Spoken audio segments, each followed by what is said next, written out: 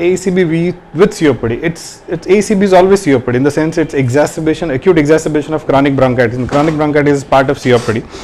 The approach is any COPD patient who complains of, say, increased cough, expectorations with more quantity of sputum or maybe purulent sputum, may be associated with other signs of infections like chills, fever, or maybe if you have leukocytosis, etc.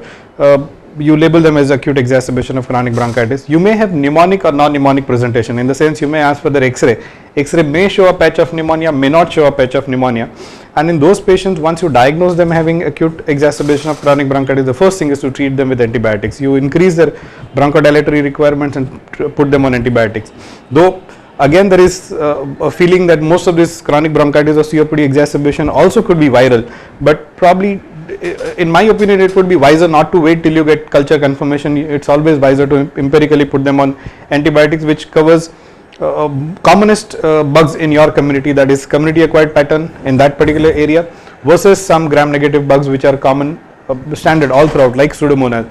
I would prefer to cover them up. Off late I have started using piperacillin tazobactam combination with quinolone. I would start that combination, and if patient clinical condition demands, probably this patient would be hospitalized. You may have to give them oxygen, you may have to give them steroids depending on their clinical status. But I think mainstay of treatment would be antibiotics and their supportive treatment, where hydration, diuretics, depending on what state they may be in, state of failure, and there you may require diuretics, or they may be in the state of dehydration where you may have to actually give them fluids. So this thing would depend on patient to patient basis.